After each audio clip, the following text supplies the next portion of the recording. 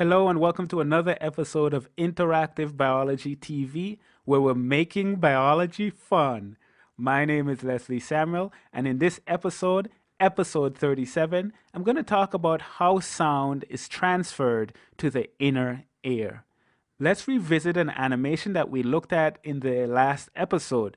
We looked at this animation that showed how when you hear something, there are sound waves that are entering into the air, and those sound waves come in contact with the eardrum, the tympanic membrane. That tympanic membrane vibrates back and forth, and that vibration is transferred to the three bony ossicles, the malleus, incus, and stapes. It's connected to the cochlea, and that's going to cause something to happen in the cochlea that's going to cause a signal to go via the auditory nerve to the brain, and that is how we hear.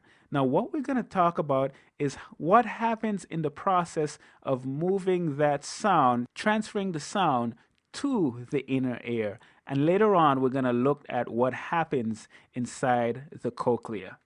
So let's get into some more detail. So here we're looking at a structure of the ear, and we have the outer ear. So I'm going to refer to this part up until the tympanic membrane or the eardrum as the outer ear. Then we have this section here with the malleus, incus, and stapes, the eustachian tube. This is called the middle ear.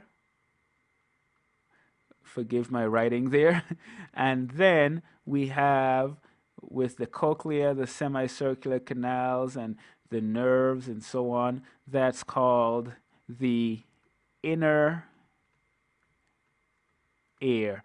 And we're going to be talking about the process of sound being transferred from the outer and middle ear to the inner ear. Now, here's the deal. In the external auditory canal, that's in here, we have air.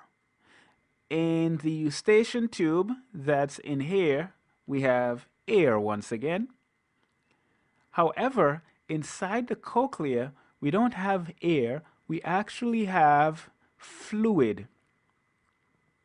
Now, because of that, it's going to be harder to get the fluid inside the cochlea to vibrate than it is to get the air inside the middle ear and inside the outer ear to vibrate. Think about it this way. If you're running in air, which when you're running, you're usually running in air, that is not as hard as if you're trying to run in water.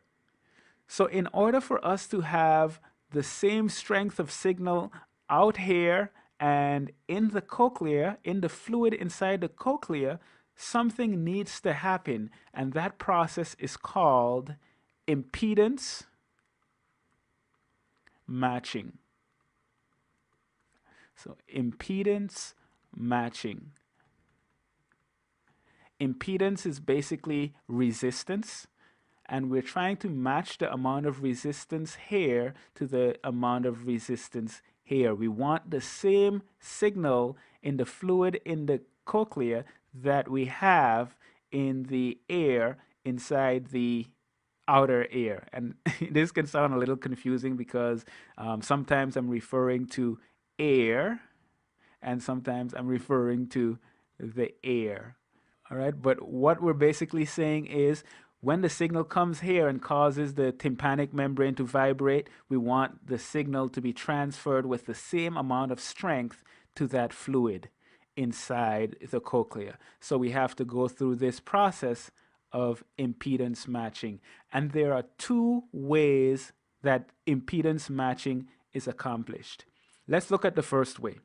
Here we have the three bony ossicles, the malleus, the incus, and the stapes that's attached to the oval window here. Now, I'm going to draw the malleus, incus, and stapes over here in a very simple way. So let's say this is the malleus, this is the incus, and this is the stapes. Now, it makes sense that if this vibrates back and forth, So let's say it's going back and forth. That's going to cause, this is the malleus, that's going to cause the incus to vibrate back and forth. And then that's going to cause the stapes also to vibrate back and forth. However, because of the way these are connected and the hinges that we have between these three bones, I'm not necessarily going to get the same amount of movement here as I get here. I can orchestrate this in a way that when this moves, these are connected so that this will move even more than this is moving. It'll move a greater distance. And this is exactly how the malleus, incus, and stapes are set up, so that we have a movement ratio of 1.3 to 1. In other words, and I'm going to take a random number, if this moves 1 micrometer back and forth, this is going to move 1.3 micrometers back and forth.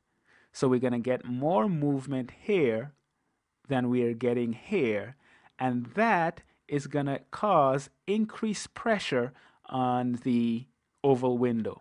So we're going to have a certain amount of pressure here, but the amount of pressure we get on that oval window is going to be greater. This is exactly what you want, because you want to move the fluid inside the cochlea the same amount. You want the same amount of vibration that we have inside of the tympanic membrane, so that you can send an accurate signal to the brain via the cochlear nerve, or another name for this is the auditory nerve. So the first way to compensate for the fact that we have fluid in here is by having a movement ratio of 1.3 to 1 between the stapes and the malleus. That is the first way. Now let's talk about the second way. Here, once again, we have the tympanic membrane, or the eardrum, and here we have the oval window. Now you will notice something about the size of the two. The tympanic membrane is larger than the oval window. To be more specific, it's approximately 18.6 times larger. Now, why is this significant? I'm glad you asked. Let's take a very graphic example. Let's say we have a surface here, and we're going to say that that surface is your leg. On top of that leg, we're going to put a block. Let's say we have a brick. What happens if someone comes along and decides they want to punch that brick with a certain amount of force? They punch that brick, it's on top of your leg, and you might say, ow, because it might hurt. I hope that makes sense. Now let's take a different situation where, once again, we have your leg, but instead of having a brick, we have, brace yourself, a needle. I know what you're thinking already. This is kind of crazy. Well, it is. Let's say a person comes by and they do the same exact thing. They come by and they punch that needle that's right on the surface of your leg with the same amount of force that they punched over here. Are you going to notice a difference in the amount of pressure? I'm betting that you will. This is going to hurt much more. The needle might go, well, most likely if they're punching, the needle is going to go into your leg and you are going to scream. I don't care how strong you are going to scream. The same amount of force as here. However, here you have an increased amount of pressure because you have a smaller area. So I'm going to write here, smaller area. This is not the situation that you want to find yourself in. However, in some cases, it can be a good thing. And here, where we have the tympanic membrane being 18.6 times larger than the oval window, what that is going to do is cause an increased amount of pressure due to this vibration. And what's that going to do? Well, we said we have fluid inside the cochlea, air inside the eustachian tube and inside the outer ear, and we want to match the vibration out here, which is easy, with the vibration in here, which is harder because of the fluid. So once again, the two ways that impedance matching is accomplished so that we can get an accurate amount of vibration inside the cochlea is by having a ratio of 1.3 to 1 between the malleus and the stapes, and by having the tympanic membrane 18.6 times larger than the oval window. That's going to cause the fluid inside the cochlea to vibrate in a way that matches the vibration that's happening out here. And then that causes a signal that goes via the auditory nerve to the brain. In the next video, I'm going to talk more about what happens inside the cochlea, so make sure to check that one out.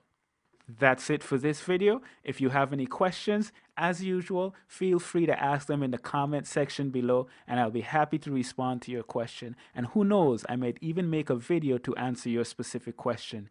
Also, you can always visit the website at interactive-biology.com for more biology videos and other resources. That's it for now, and I'll see you in the next one.